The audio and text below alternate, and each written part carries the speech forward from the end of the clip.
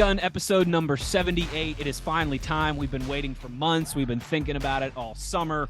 It is time for Penn State. We'll have your Nittany Lion preview here on this edition of ITG. I'm Wes Uhler with the best teammates in the business, the signal caller Jed Drenning, the runaway beer truck in his truck somewhere on the interstate, Owen Schmitt. And of course, this episode of ITG, as always, brought to you by our friends at BetOnline, your number one source for all of your betting needs. You can get the latest odds, lines, and matchup reports for baseball, boxing, golf, college football, the NFL right around the corner, and more. BetOnline continues to be the fastest and easiest way to place your wagers, including live bets and all your favorite casino and card games available to play right on your phone. So head to the website or use your mobile device today to sign up and get in on the action, and make sure you use the promo code BELIEVE when you sign up for your 50% welcome bonus on your first deposit. That's BLEAV at BetOnline, where the game starts. It all starts for the Mountaineers this weekend, fellas. Plenty to get into. But Jed, here's what, we're going to talk key matchups and offense and defense and all these different things. But here was kind of at the forefront of my mind. A lot of times you hear this from college coaches, you hear this from NFL coaches as well too. Like week one, your first game of the season, it's more about us than it is about them, right? It's a new year, particularly in college football. There's so many new in the NFL, there's a lot more roster turnover at least and things like that. But you've got new coaches on this. At least there used to be, yeah. You've got new coaches. You've got a ton of new faces. You've got new quarterbacks, new identities in a lot of ways from season to season. So you always hear that, week one, yeah, we're scouting the other team and we're installing a game plan and all that. But it's more about us. It's more about our front yard than checking out what our neighbor is doing. So, Jed, if it's going to be about the Mountaineers week one, Saturday night up in Happy Valley in that crazy atmosphere, where does it begin for this team on Saturday? Well, let's start offensively. Let's take a look at West Virginia's offense against Manny Diaz's defense, and what a great job that he did in his first year last year. We've spent previous episodes talking about so many different times Neil as a play caller has faced Manny as a play caller 5 times. We broke that down for you. We talked about how Neil might be a little more different in what he does with his approach than Manny is over the course of time. But look, the truth of this is going to be, and I wish I had a nickel for every time I've said this in the last couple of weeks, the strength of this team, if we are going to achieve any of our goals, has to necessarily be at the point of attack, starting with Zach Frazier and that offensive line. If that's not the strength of this team, it's not going to be much of a year. That's just the way it is. So I think you have to start right there. Now, when you break down what Manny Diaz and company are going to try to do, first of all, they're looking at their front seven. They're very talented on the edges. I mean, Chop Robinson, he is in fact a top 15, top 20 talent. That's what he is. He's a third down nightmare. When you get behind the sticks, he's going to make you pay for it. Adisa Isaac on the other side, just as athletic almost, but maybe not with quite the burst, but he's an NFL guy. Danny Dennis Sutton, a bigger guy, more of a run stopper. He's 6'5", 260, the big body out of the group. But they have the ability, when you listen to Manny Diaz talk, they're so deep at all their key spots to rotate in, rotate out, rotate in, rotate out. But what intrigues me more, I mean, first of all, our tackles, it's an opportunity, Owen, for them to earn a paycheck. The NFL, all the eyes will be watching Wyatt Milam and Doug Nestor against their edge guys. This is the tape scouts will first go to when evaluating what kind of NFL product Wyatt Milam's going to be, what kind of NFL future Doug Nestor has, so they can pave their way for quite a future and holding their own in this contest against these types of players. I'm almost more intrigued when you get on the interior of our O-line. Okay, now, all things working from the inside out, to me, obviously it starts with Zach. Tomas Rimac really came on late in the year. We've talked a lot about him earning freshman All-American honors. He's a nasty kid. I remember falling in love with him when I watched his high school tape and hearing the story about his parents and his mom and his upbringing. And it's just, what a great story. I love that kid just as a nasty football player. And then the combination we spent the whole off season trying to see what the sweet spot might be at right guard. Some combination of Brandon Yates and Jaquay Hubbard. So those are guys that kind of a unique skill set for each. They played tackle, so they can play in space, but they also have the physicality and to some extent the leverage to play on the interior, which is a much different skill set. Now, when you look at Penn State, again, I'm not going to call it a weakness because I don't know that this team has a true weakness. But one of the questions that they have to answer defensively, and we'll get to their back end, but let's stick right now to their D line.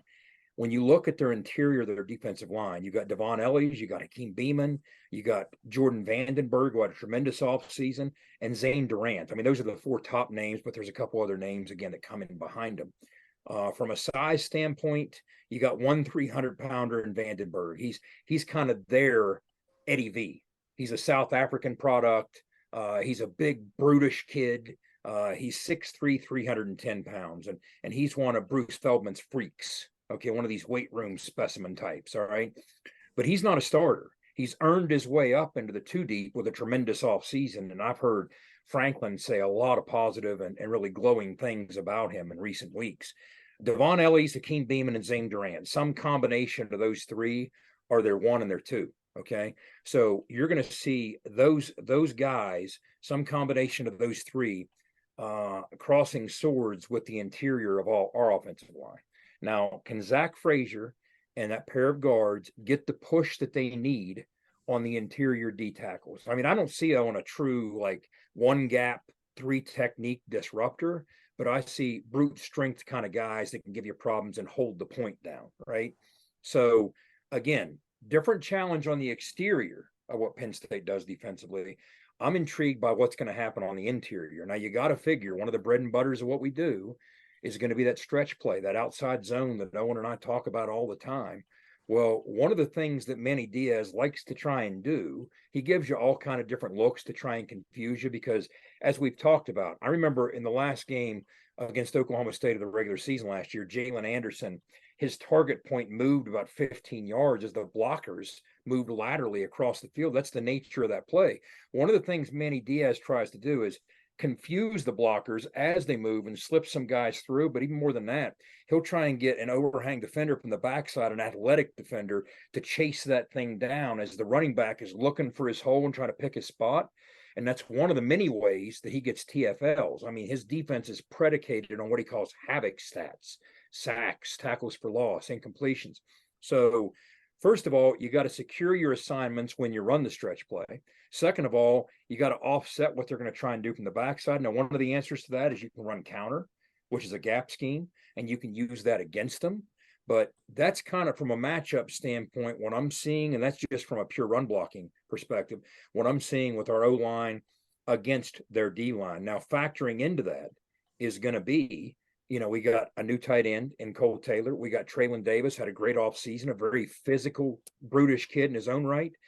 He's a guy that will toss his body around, put himself in harm's way. He's a great asset in the run game. So he's going to figure in as well. Now, not only will they figure in the run game, but you got to figure there's going to be times that we got to chip and help, maybe keep a tight end attached and end to help against Chop Robinson if we fall too far behind the sticks.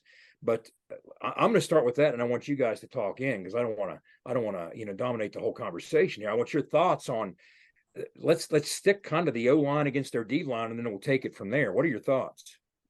Yeah, I think straight up, this game's all about attitude and who we're going to be to start the season. I think we got to come in with a strong mindset, which I think the guys have.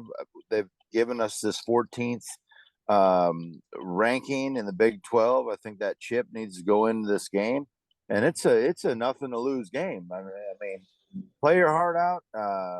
Get back to real Mountaineer football. Get back to the physicalness, right? And that's what this season's about. Actually, is what's going on right now. I am getting stopped. Right. In real time. I'm sorry. I pulled over real quick. I need to move up to the exit. I'm good. Yep.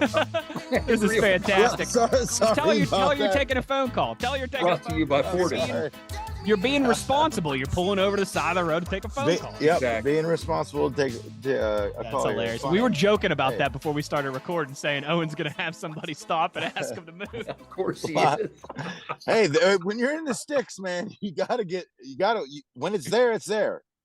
You Hey, got, I mean, when it's You there, got to it's stop. there. You got to stop where the good internet's at, right? Yeah, I mean, the outer absolutely. edge of Harrison Hey, County, there's where he is. yeah, when you're 5 bars, man, you got to take advantage of it. So no, go ahead. for real though, like I said, I think it's all about just setting the tone, man, playing physical football, and with how our offense, I think this year, like you said, Jed, with this experience up front and the plethora of big backs we got back, and some of the guys we have returning, I see no reason why we can't be physical between the tackles. And as far as the spread scheme goes, the zone, look, gap integrity, right? And if we got to bump the counter on them, we got to bump the counter on them to keep them honest. You know what I mean? That's hey, look, if you want to take the running back away, that's fine, buddy. That's the beauty of what we're doing this year with Garrett and who, you know, Nico, and Nico. Dude, we're gonna pull it and we're gonna burn you on the backside. Yes, we are. Yeah. Okay, so that's the beauty of what we have this year. We finally have the triple threat going on here. So I'm looking forward to seeing, really, I hope we just come out gangbusters and put that physical nature back into what we're really about, what we've kind of lacked in recent years. Yeah, that's a good way to put it. I think that's well said. You're right, Jed. I mean, I'm glad you started here, because it does feel like, you know we've got some NFL guys on our offensive line. We know they've got some defense, or some NFL guys on their defensive line. Pardon me. That's where it begins. Their defensive line needs to be the unit that leads the way for them this season. I think, along with their tandem of running backs. I think we'll probably get into that. That feels like the biggest indicator for me for Penn State this season. If their defensive line dominates like they know they're capable of, if those two running backs, who they're talking about like they're both top 10 running backs in all of college football, and the kid from Minnesota whose name's escaping me right now as well, too. I mean, they talk like they have 2 of the top 10 and 3 of the top 25 running backs in all of college football. I think it starts, though, our O-line, their D-line, a lot of guys who have the potential to play on Sundays there in those units. And so I think that's a good place to start by you. Yeah, size-wise, like I said, we mentioned the 300-pounder in Vandenberg. Not that that matters, because the other kids are in the 290s, but they play a lot heavier than that. But I just get the sense that for a host of reasons, this is a game. Now, it's strange to say this about a kid who was born a decade after the last time we played these guys. This is a game Zach Frazier was born to play. And one of the reasons I feel that way, he grew up around people talking about these types of games. This is exactly what he's heard his whole life, even if he never saw one. But not only that, Zach Frazier is nothing if not a competitor first. I mean, we know all about his success as a wrestler, the leverage that he's blessed with as a result of that. And that's one of the things that make him one of the best centers in America. But the last time we were on the road in an environment like this, with a chance to pull an upset at number 4 Oklahoma in 2020, Oklahoma's toying with their defensive line, stemming, all this movement. They're barking counts out and getting away with it. It was a bad snap. Remember, that killed that drive. At the 1 yard line, right? Now, again, I'll go to my grave saying that was not Zach Frazier's fault. Fault's not a word I'm going to use there, because I don't think Oklahoma should have been allowed to get away with what they were doing. But on some level, I bet Zach feels that way, and he's a competitor. Sure. And he wants redemption. So I expect him to bounce back with, again, talk about making money for yourself moving forward and what your future is going to look like. He's the guy that is the anchor of this offensive line going against this defensive line that all of college football is talking about at large. So I think that's going to be critical. There's no secret here. When you look at our ability to run the football a year ago, the difference that made in our wins, we averaged 240 yards a game. In our losses, we averaged 122 yards a game. It's not hard to figure out, right? Now, what I would even say, we've talked about what the sweet spot might be from a winning formula in the run game. We've looked at, I remember in the offseason, guys, we looked at it's like 175 gives you a really, really good shot under Neil Brown to win the football game. With a rare exception, if you get 200 yards, you're basically beating the drum unbeaten. So I would say 175 is the sweet spot. But guys, I got to factor in the Garrett and Nico effect. 175 is the sweet spot with a pocket passer the last 5 years. You might be pushing 2 bills if you're playing a 175 style game, because the quarterback can make that much of a difference, not just with what he puts on the stat sheet himself, but like Owen said, keeping you honest and making the life of the running back that much easier. You're talking to a guy whose life was made easier by playing with Pat White, right? I mean, knowing how many yards you turned out over 1,000 career yards, how many of those were because somebody was chasing Pat and they had to stay honest, right? So I do think the run game is going to be critical. The run game is going to matter. And as we get into the secondary and the other matchups, we'll talk about down and distance and how each down will be approached differently. But it all starts with that. Football is an old-fashioned game. And I think if you're going to go on the road in an environment like this, the first thing you absolutely must do is find a way to run the football and dictate the flow of the game. Yeah. Got to set the tone. Yes. I completely agree. I think we're all on the same page in that regard. All right, Jed, the flip side of that then. I just mentioned, I mean, they love their stable of running backs. 3 guys that they think, again, are amongst the best running backs in all of college football. They've got a left tackle who would have been a top 10, top 15 pick in the NFL draft this year and decided to come back. His parents said they were even surprised by that. The guy's name's escaping me right now, but I remember hearing his parents. Mashanu, that's right. I remember hearing that, like, his parents were shocked whenever he said, I'm going back to Penn State, because they were like, are you sure? Like, you know, it's tens of millions of dollars that you're waiting a year on for there. You're going to be a top 10, top 15 pick in the NFL draft. So what's the inverse of that as well too, Jed? Because as we all know, they're working in a new court. You know, they return a lot of experience on that team. That's why they're preseason top 10. But they're also working in a new quarterback for the first time in 4 years. First game of the season, they're going to want to do the same thing, establish their line of scrimmage on offense, run the football, control the game, minimize any potential for error, right? Kind of insulate their young quarterback in his first ever start as much as they can. So what's the inverse of that, the other side of the coin, look like?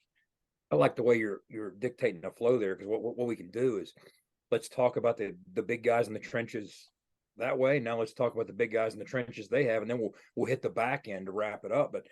But yeah, he's the real deal. I mean, he's a freak in his own right. He's a top 5, top 10 pick. Their left tackle. Now, one of the question marks, if you want to call it that, is what they have at right tackle. There's a kid named Caden Wallace that many project as the starter, but Drew Shelton is also in the running. They're not quite the player that Fashanu is. They're more road grader types.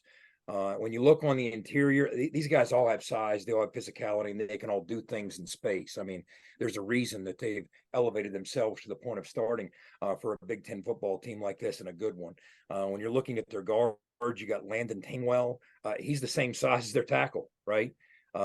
When you look at their center, now this is what's different. A year ago, that center was the guy who kind of directed traffic. They lost him, and they moved Hunter Norzad to that spot, but he's a battle-tested kid. They're expecting big things out of him. Sal Wormley at guard. I mean, these guys are all 320, 317, 324. So size, athleticism, all those pieces. And the biggest thing is this. We talked about how our tight ends play into our O-line. Their tight ends, guys, I almost feel like we were playing some of those better Iowa State offenses when they had those group-like tight ends, that trio of giants, right? I mean, these guys got a guy named Theo Johnson that's 6'6", at least 260. He might even be 264, 265, runs in the 4.5 range.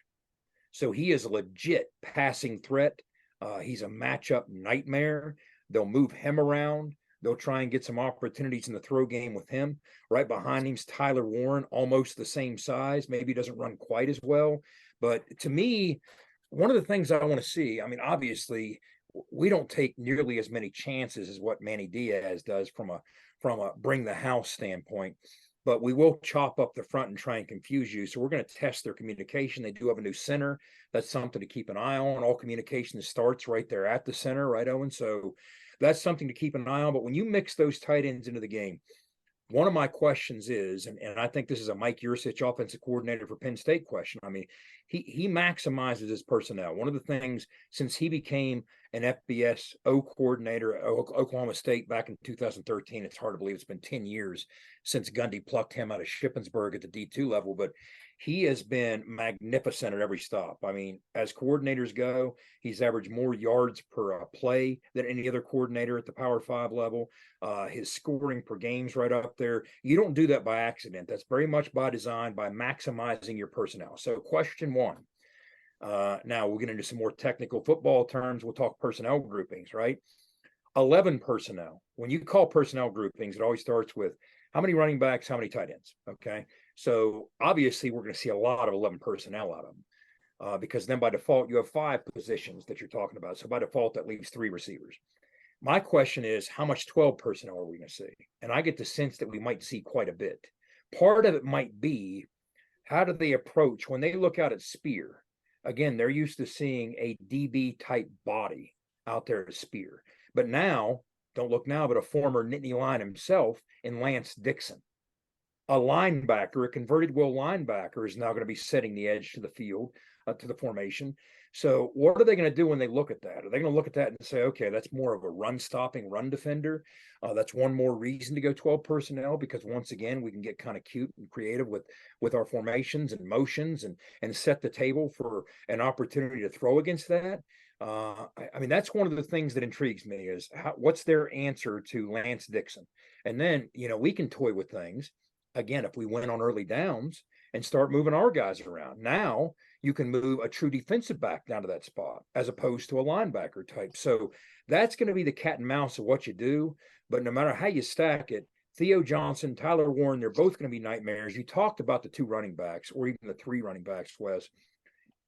To me, the fundamental difference between this Penn State team and Penn State teams of the last couple decades even, and this is strange to say when you consider the Penn State teams that I grew up watching in the 70s and 80s and even 90s, but for the last 20 years, what they've lacked is a bona fide, tried and true, nasty offensive line. They just haven't had it. They haven't had 5 guys that could put their hand in the dirt and just move bodies. And this is the first time I would argue that they probably do. So I think that's one of the many reasons Penn State's excited about their opportunities. Yeah. And the way I look at this, guys, they're going to have their yards. They're going to make their plays. I mean, you're not going to completely shut down and bottle up these 2 and 3 backs. They're too talented. The offensive line's too good. You can confuse them and give them looks, but sometimes it's will against will. Those guys are going to be in space. They're going to make plays. We have to tackle in space incredibly well. You hear all the talk coming out of camp about how we've tackled more than we have at any camp in 5 years. We're more physical. Tackling matters. It's never mattered more than it will this week in Happy Valley. So it starts with that, but understanding that they're going to have their yards and make their plays. One of these 2 offenses, whether it's us or whether it's them, I see one of these 2 offenses doing a couple things. Running the football effectively enough to then set the table for your unproven younger quarterback to max protect, simplify the routes. Because when you start effectively running the football, what happens? They got to drop resources into the box, okay? And when you look at what Penn State will do defensively when you start effectively running the football, Manny Diaz has shown many times when you start running and lean on him, he'll throw all kind of resources in the box. That's when you revisit that 2013 Texas at BYU game, I went back and watched that multiple times this summer. How BYU ran for 550 yards against Manny Diaz's Texas defense and got him fired the next morning was what I just said. Taysom Hill had 259. He was getting frustrated. He's throwing numbers at the box. They're missing run fits. They're not shedding blocks. And meanwhile, BYU's just making their way with gashing and plays and just getting chunks. So one of these teams is going to run the football effectively enough to get you to drop resources, and then they're going to max protect with simple coverages on the back end with those resources now downhill, max protect and throw a 3-man route at you with that quarterback with one simple read and a launch downfield and make a play on it. So the question is, will we beat them to the punch and be that team? Or are they going to run the football effectively enough to simplify life for their untested quarterback, and will they be that team? So when I look at the run game out of Penn State, that's one of the questions I have and how it interlinks to the run game for West Virginia. I'm talking with J.R. Toothman of Toothman Ford. J.R., everybody knows a lot of pro athletes buy from you. What's the secret? Just like Will Greer, future Hall of Famer Frank Gore, James Washington, and many more pros, these guys have financial advisors that are always looking out for them to save time and money, and that's why they always shop at Toothman Ford. And what if you're like us regular folks that don't have people giving us advice? You don't need a financial advisor. Toothman Ford will save you time and money no matter who you are. Plus, we'll buy your car even if you don't buy from us. Visit ToothmanFord.com and get a quick, instant cash offer. That sounds like a score to me. That's right. And as always, we'll take anything in trade from chicken wings to Super Bowl rings. Toothman Ford's got a lot of fans. Here's another one, QB Will Greer. This is Will Greer, former West Virginia and current NFL quarterback. And cars really do cost less in Grafton at Toothman Ford. That's a fact, Will. Thanks. You can shop online anytime at toothmanford.com. For more West Virginia Mountaineer football content, be sure to follow us on Twitter @InTheGunPodcast. For nearly 20 years, Fortis has been the nation's leader in providing guaranteed roof performance programs for commercial buildings. Fortis offers roof performance solutions that feature extensive initial and ongoing reconditioning for commercial buildings as an alternative to traditional replacement, with long-term performance guarantees that are backed by global leader Lloyd's of London. Fortis offers a comprehensive range of roof performance management programs that provide financial security, extend the life of our customers' roofs, and make a significant impact on ROI. Fortis is currently improving performance and increasing ROI for customers at more than 4,800 locations, with more than 140 million square feet protected, including many Fortune 500 companies that have turned to Fortis to save money, gain financial certainty, and extend the life of their existing roofs. Fortis has helped customers save more than $520 million in capital roof replacement costs for an average ROI of over 250%. To learn more, visit fortis.us.com. Fortis, roof performance and financial certainty guaranteed.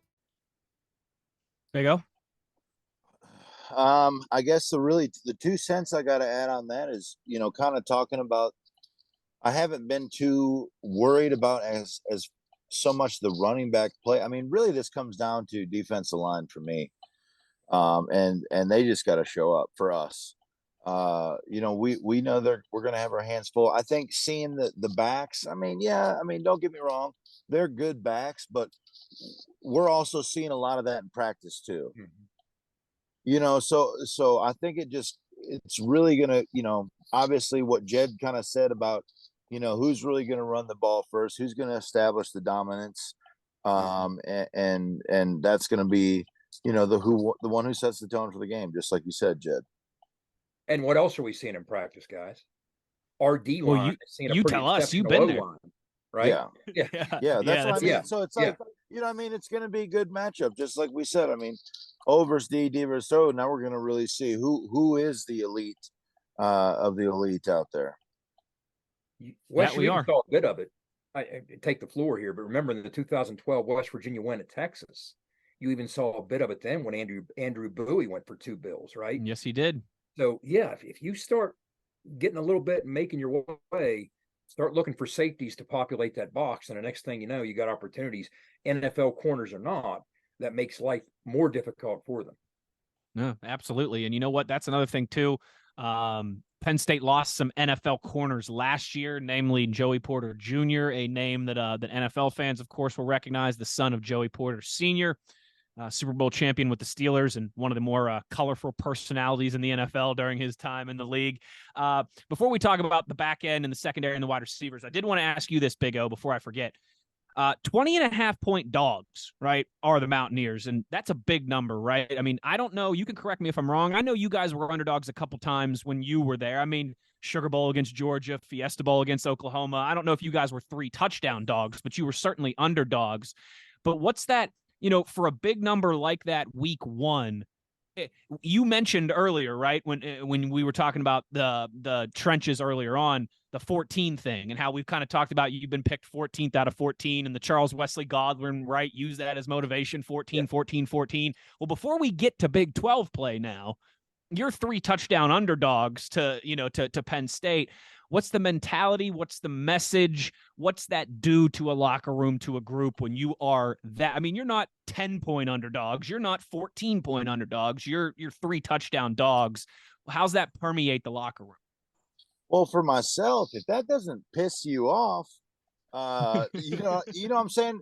That's the chip. That's the chip, man. That's the underdog chip. And like I said, if you're not coming into this game ready to just kick ass, everything is in your favor. Nobody's expecting anything out of you right now. So going out there, putting yourself out on a limb, showing the people, being confident, some things back to like that Charles speech. I think people forgot who we were. And I think even the team kind of forgot who we were, right? We are a blue collar mentality state for one.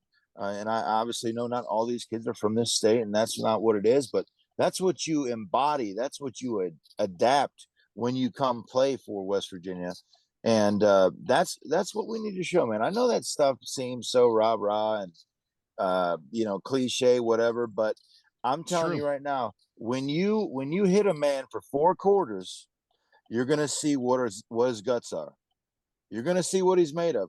He's either gonna be that dude, all right, or you're gonna find out real quick he ain't that dude. You know what I mean? You're not that guy, pal. No, you're not that guy. And we have to establish that right away. Kind of like how HP Blades found out on a cold winter night in Morgantown against Owen Schmitt, brother. No, that's absolutely right. Listen, it is cliched in a way, but it's also true. Yeah. It's the truest thing ever, man. I mean, that's football. When you see a Chop Robinson, we know what Chop Robinson is when it's 3rd and 8. And that's why he's going to be making millions of dollars and taking as high as he is in the NFL draft. But what's Chop Robinson if you punch him in the mouth on 1st and 10, 2nd and 6, and you do that for 3.5 quarters? Is he the same Chop Robinson with 5 minutes to go to the game on 3rd and 8? Maybe not, to Owen's point. And I think the reason it pisses you off and the reason it frustrates you, because all week long, or even to some extent all summer long, we've heard Penn State from every level. Whether it's Franklin, you'll see some things slip through the cracks with his coach speak. You'll hear, their play-by-play guy. Every person out of Penn State's camp has no respect, right? And what pisses you off is, why would they? Because knowing what they know, of course they don't. And that pisses you off. We made our bed. Now we're sleeping in it. Now you're trying to make it differently. And, this is one of those games, and Owen, you nailed it right there. If you punch a guy and mash a guy for 4 quarters, that changes who he is. Like basically what we're doing, guys, is we're facing a prize fighter that's known for knocking you out in the 1st or 2nd round. This is Mike Tyson in his prime, right? And how do you beat Mike Tyson in his prime? Well, what did Buster Douglas do? He avoided the knockout in the 1st round, avoided the knockout in the 2nd round. By the 3rd round, just hang in there. Just hang in there. Mike Tyson. By the 4th round, he's like, "What's going on?" Just hang around. The longer you hang around, that's the recipe for to them. That's the recipe for every underdog, right? Absolutely, is just stay in the game. 1st quarter, stay in the game. 2nd quarter, stay in the game. It's halftime, we're in the game. 3rd quarter, stay in the game. 4th quarter, you look up and there's 5 minutes left and it's a 1-possession game. I mean, that's the recipe. You take a ball, you break a run, you block a kick, you do something. Anybody in history that shocked the world, that's how they've shocked the world. And we'll get into some of the keys that we're going to look at the very end after we talk about the back end and whatnot, the matchups.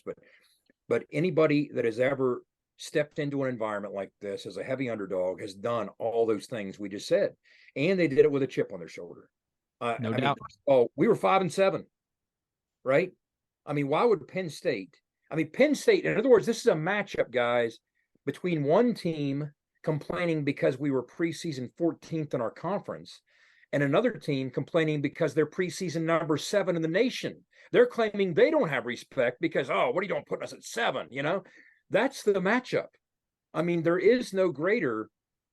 First of all, we talked about, I tweeted early this week, the David versus Goliath quote, right? I love it from Hoosiers. I love the whole deal. It was perfect timing, and the Hoosiers when they pulled the upset with Hackman. But it's so fitting, and the beauty of it is Malcolm Gladwell wrote a book about this.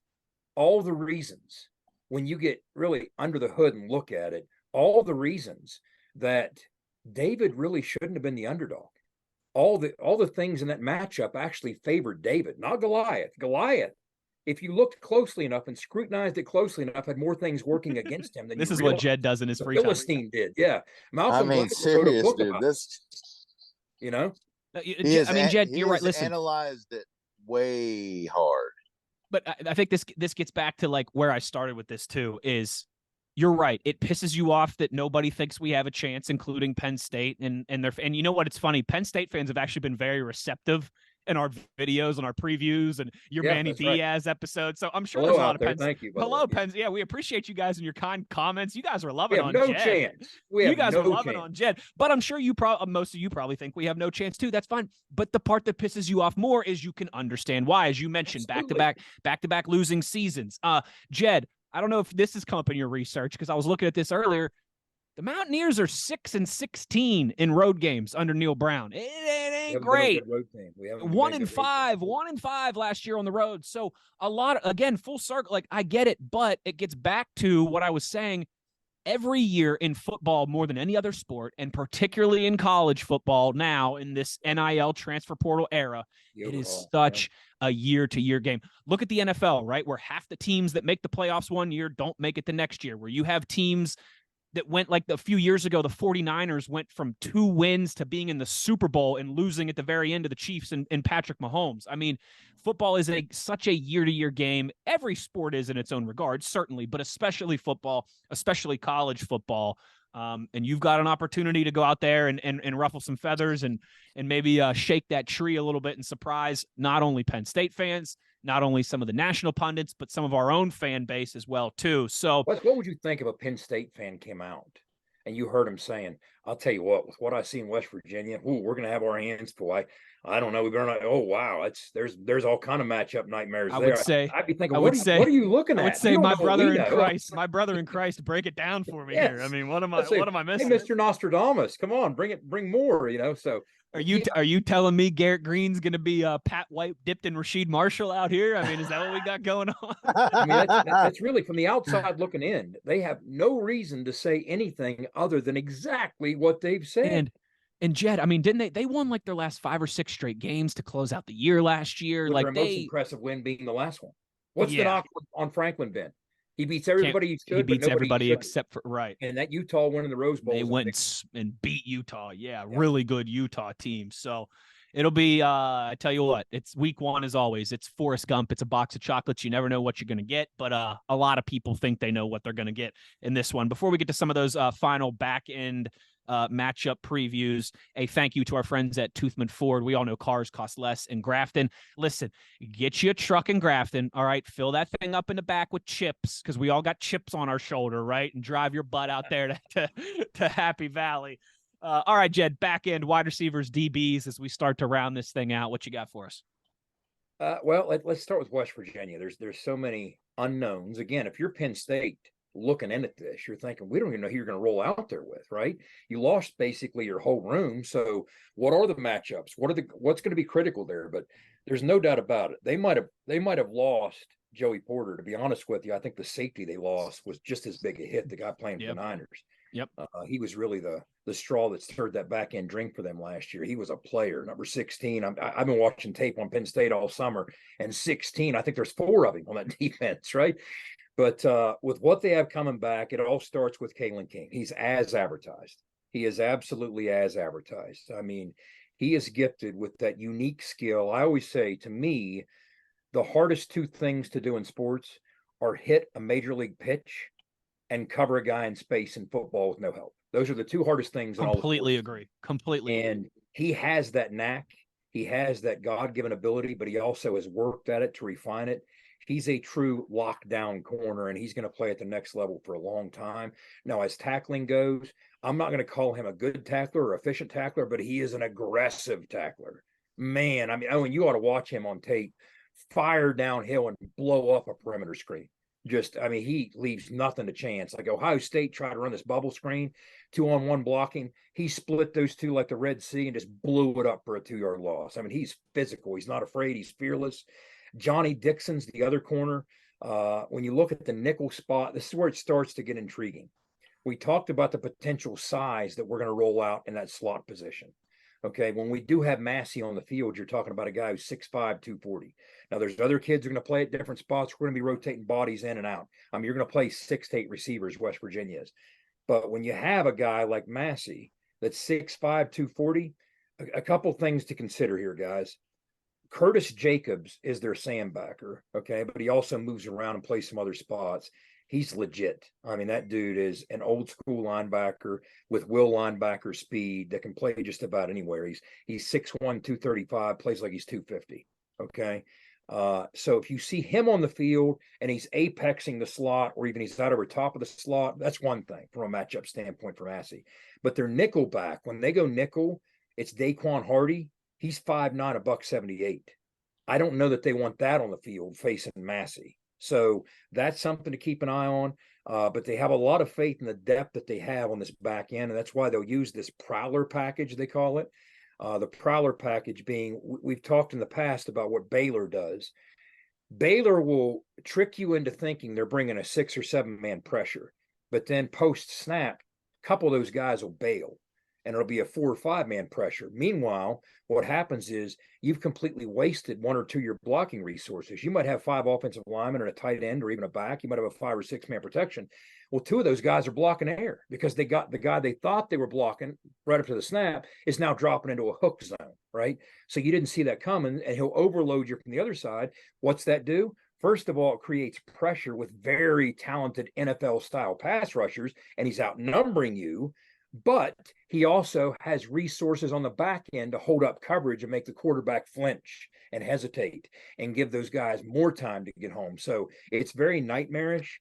So what I look at here, guys, is this is all about winning on first down. And we've talked about that to some extent in previous episodes, but Manny Diaz builds his defense around first down success. And you can even attach some numbers to that. First of all, Penn State they forced 228 incompletions. They're very good. They don't give you a lot of easy access throws. So they're very good at forcing a high number of incompletions. And in addition to that, they had 104 tackles for loss. So they're among the national leaders in all these categories. So that's 332 plays right there. It's crazy. That you're either moving backwards or you're not moving at all. That's now, crazy. Here's where it's critical. 85 of those incompletions came on first down. They held the opposition to a national best 50.3 completion percentage on first down. So that's a lot of incompletions on first down, which sets the table for a lot of 2nd and 10s. What's downstream from 2nd and 10? 3rd and 8, 3rd and 9. His defense is predicated on getting you that far behind the sticks and then throwing one of these creeper pressures at you, one of these prowler packages at you, one of these sim pressures where he doesn't necessarily have to bring everybody. He's not a true zero guy that often. I mean, he has that reputation, but that's somewhat misleading. He's kind of found a way to get the best of both worlds, much like Dave Aranda. Looks like pressure, outnumbers you on one side, but next thing you know, he has 6 or 7 guys in coverage. How'd he do that? Well, that's how he does that. So that's why it's going to be critical to win on those early downs. Now, when you look, the good news is this. When you look at West Virginia on first down a year ago, we averaged, and again, the lion's share of this was with a pocket passer at quarterback without Garrett or Nico, right? We averaged 5.5 yards per carry on first down, which was our best down of any. So I think part of the strategy has to be you fall back on the old saying, you don't go broke making a profit. 2nd and 8's better than 2nd and 10 against this guy, right? So if you make any kind of profit on first down by establishing the ground game, and then you can have a chance to win on 2nd down, now you're setting the table for a much more manageable 3rd down because you don't want to fall behind the sticks with this guy. So that's a big part of it. And from a matchup standpoint, we're going to have some opportunities against some of these guys in the screen game. And I talked about the physicality of Kalen King. Well, they're all physical on that back end. They all play downhill. They all fly. They're very good at reading tendencies and reacting accordingly. So they'll fly downhill. So I think it's going to be incumbent. One, we have to emerge and see who's going to step up in game one as pass catchers, Devin Carter on down the line. But we also have to see who's going to hold their own and sustain those incredibly critical blocks on maybe a first down bubble screen. Because I've seen too many times on tape, as a play caller, you call a bubble screen on first down, you're thinking, worst case scenario is 2nd and 7. Might be 2nd and 3. Who knows, right? Sometimes against Penn State, it's 2nd and 12. Yep. So here you go. You're already off script. So that's what you don't want. And again, when you look at the matchups, that's a matchup that intrigues me. And if you want to flip the script, one of the question marks against another question mark, they lost the strength of their pass game on the perimeter last year. In other words, their go-to guys in the receiver room were Parker Washington and Mitchell Tinsley. They also lost Brendan Strange, Parkersburg native, who's an NFL tight end playing for the Jaguars now. Yep. But we talked about the targets they have in that tight end room returning. They're plenty dangerous. The question is, what do they do on the perimeter? They have some candidates. I mean, this kind of tells you, like Dante Cephas, who played in the MAC with Jashawn Pope, with Montre Miller. They played together for 4 years. They're very familiar with each other. He was one of the most heralded receivers in the portal the whole offseason. He's really struggled. He showed up in the summer. He hasn't had much of a camp. Based on all the reports coming out of there, he's trying to work his way in, but not quite yet. So he's not what they thought he might be, but they do have Liam Clifford at the slot. They have Harrison Wallace, a very sturdy kid on the perimeter. I think their playmaker returning, if they had to lean on somebody out of the gate, is going to be Keandre Lambert-Smith. He did some things for him down the stretch last year on the outside on the perimeter.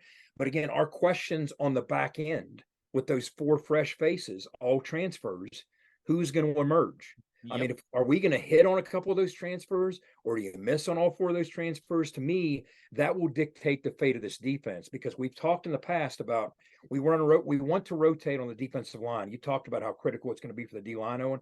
We want to rotate 7, 8, even 9 deep. Well, you can't just do that for the sake of doing it.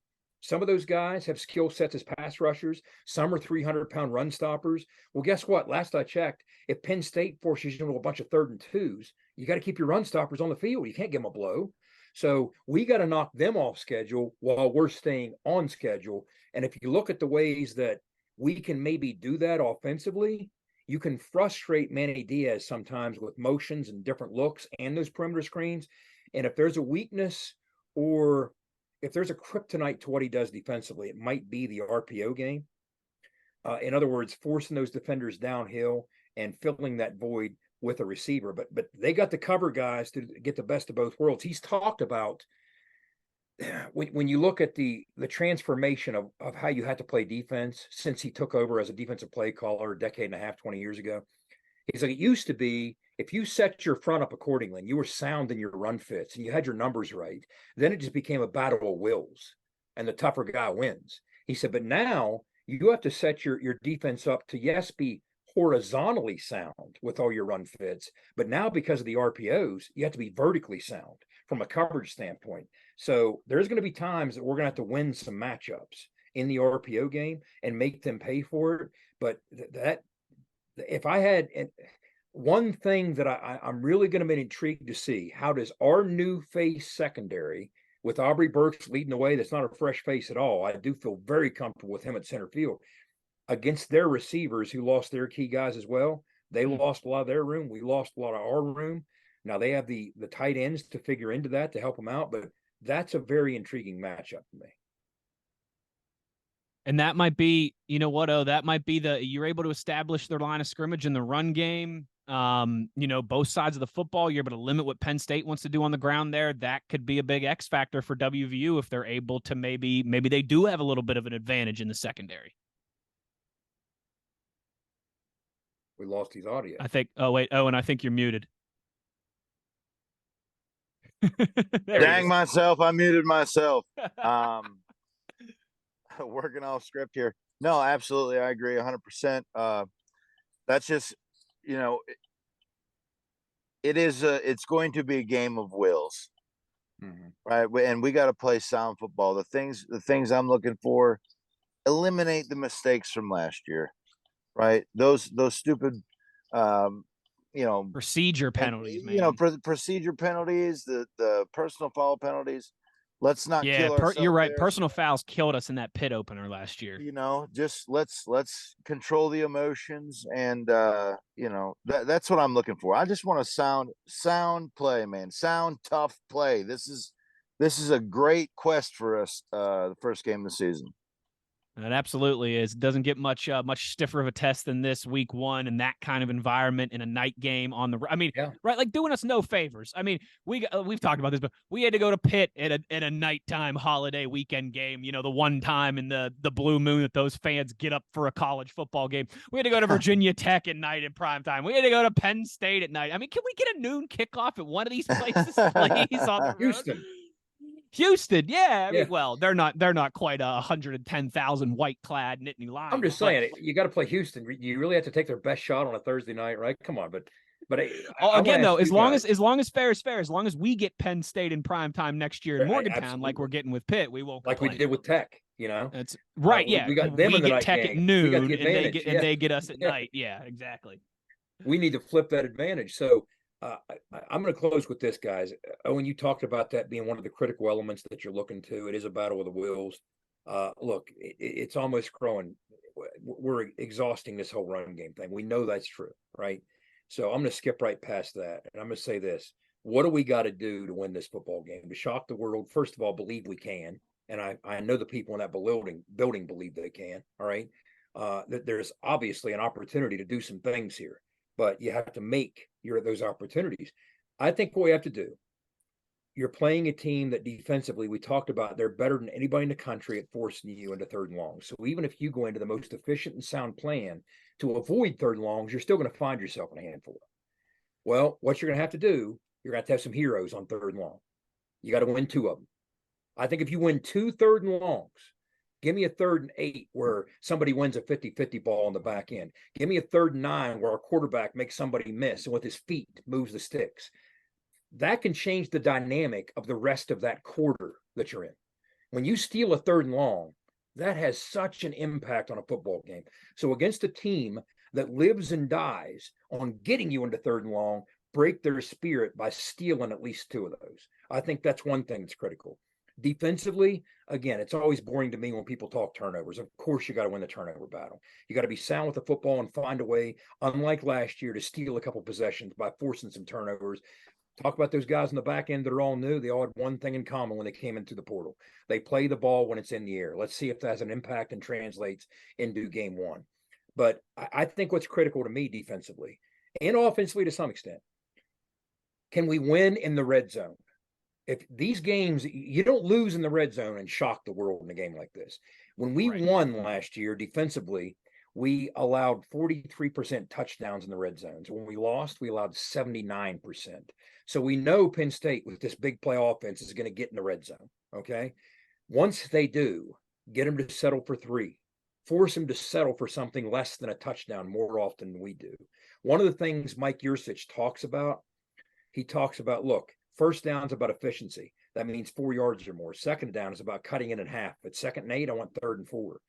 50% of the time, I want to do those things. Knock them off script and keep them out of the red zone maybe a couple times that they otherwise might get there. But when they do get there, you got to find ways to squeeze it. The field shrinks, play that to your advantage and make those stops.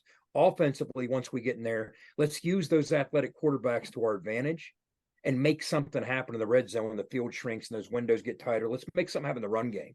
Okay, so win in the red zone from a scoring standpoint. And then finally, once again, special teams. If you're +1 in big plays on the special teams, I don't know that you can have an upset without doing that. So I don't care if you block a punt. I don't care if you block a field goal. I don't care if you break a return. When's the last time we said that? We got all these new faces in the return game. And not only that, but when you look operationally at Penn State, we have everybody back. We have our punter back. We have our holder back. We have our snapper back, okay? We're replacing our kicker. But operationally, everybody's back. So we should be sound, knock on wood, from an operations standpoint. They're replacing all those guys. So is their timing off just enough in game 1 that the first time those bullets fly, maybe Del Greco slides in there and gets a hand on one? Maybe. So if we can be +1 with a major play in special teams. C.J. Donaldson did it last year in the opener. C.J. Donaldson did it last year. Mario Alford did it a decade ago against Alabama. So, guys, that's what I'm looking at. I mean, those are the types of things, if I wanted to itemize it with steering clear of the painfully obvious things, run game, turnovers, those are the types of things I'm looking at to give yourself a chance. And, those guys in that locker room know, and I've told some of them, I'm like, look, if you want to wake up on Sunday morning as a god for the rest of your life, beat Penn State on Saturday night, because you will be immortalized in the state of West Virginia for the rest of your living days until you take your final breath on this earth. And that is what stands before them. This is an opportunity. That's what this is. A tremendous opportunity. We nearly pulled it off in Oklahoma 3 years ago. This is another opportunity to go in an environment like that and pull it off and shock the world. Nobody expects anything. So let's go. Picked you a good one, didn't I? Yeah, he did. He did all right. I tell you what, this has been fun. Big O in like the last hour or so, he's gone from a brightly lit side of the road there to the sun's going down now and it's getting darker. So we do need to wrap this up because I don't want to put Big O in danger. Jed, you nailed it with all those things. One more thing that I'll add to you, because again, like we talked about again at the start of this, rightfully so. I'm not saying it's unwarranted, but rightfully so. There's a lot of hype around this team, a lot of just optimism amongst Penn State fans and in Happy Valley that this could be we've had some really good seasons, but this could be the year that we're the Big Ten team that's competing for the college football playoff. That's a true top 10, top 5 type team. They know that, they feel that, they expect that in that locker room as well too. Make them sweat it out a little bit. Make those guys look around in the middle of the third quarter and the end of the third quarter and think, hey, you know what? This isn't as easy as we thought it was going to be. Oh, man, we can't lose this game to start the season at home. Make all those fans, 110,000 of them in their white, waving their pom-poms, Zombie Nation, doing the wave that splits and moves and all these different things that we talked about. Make those fans sitting there thinking, man, it's the end of the third quarter and this is a 1-score game. I wanted to be on the road by now because I got a 2-hour drive to get home and it takes me forever to get out of here at Happy Valley. I was hoping to be on the road by now and this game would be over. Man, West Virginia's really hanging in here. Get that anxiety induced in that stadium and amongst that team that, man, maybe this isn't as easy as we thought it was going to be. Man, I was hoping to be, hit the road by the end of the third quarter. Penn State, where they were picking out their honeys in the student section by the end of the third quarter, right? As a guy, Wes, that likes to you live can do that. I'm gonna leave you with this. Again, exploring last year, Middle Tennessee State, 22.5 point underdog, beat Miami. Arizona, 20.5 point underdog, beat top 10 UCLA. Georgia Southern with our guy Anthony Wilson, by the way. Okay. My new favorite safety. 23.5 point underdog in Lincoln, Nebraska, beat Nebraska. South Carolina, 22.5 point dog against number 5 Tennessee, blew them out. And oh, by the way, of course, we've said this many times. We'll say it again. 2017, the upset of the year, the Troy Trojans as a 20.5 underdog, just like LSU. Went to a ranked LSU in Baton Rouge and knocked them off. So from a matchup standpoint, that was very unfavorable, but this wouldn't be the strangest thing in history. This is a very good Penn State football team, and it wouldn't be the first time in the history of West Virginia that we've beaten a very good football team. One of the guys that's been a part of that a number of times is right here on this Zoom call. Certainly is, and hopefully we'll be a part of breaking down a big victory next week as well. You guys already know, win, lose, or draw. I always say that they can't tie. It's college football, but you get the point. We'll be here next week to break it all down for you, the good, the bad, the ugly, everything in between, as we finally made it, and we've got some college football kicking off. You got a juicy one last night between Florida and Utah, and a big slate this weekend. You see that because we're recording this before Thursday. I made the guys laugh because that game hasn't happened yet, but by the time you listen to this podcast, that game, wow, can you guys believe that Florida-Utah game? How about that, huh? That was pretty crazy on Thursday night. Especially one. That winning touchdown. How about it? How about it? It's all back. It's finally here. We made it. Football has returned. Give your wives, give your children your 2-week notice and tell them that you're not going to be available for the next few months because the old gold and blue are on the airwaves, baby. Thanks to our guy Skyler for producing this for us as always, and to the signal caller and the beer truck as well. The one thing that we ask of you is to be an ear and tell an ear about your new favorite WVU football podcast. For Jed and Owen, I'm Wesley Uhler. Take care, everybody. Happy holiday weekend. Safe travels. If you're going to Happy Valley, if you're going to the lake house with the family, whatever it might be, enjoy that kind of last weekend of summer. And let's get things going Saturday night in what's going to be a raucous environment out there in Happy Valley. For Jed and Owen, once again, I said this already, but I'm Wesley Uhler, and you've been in the gun.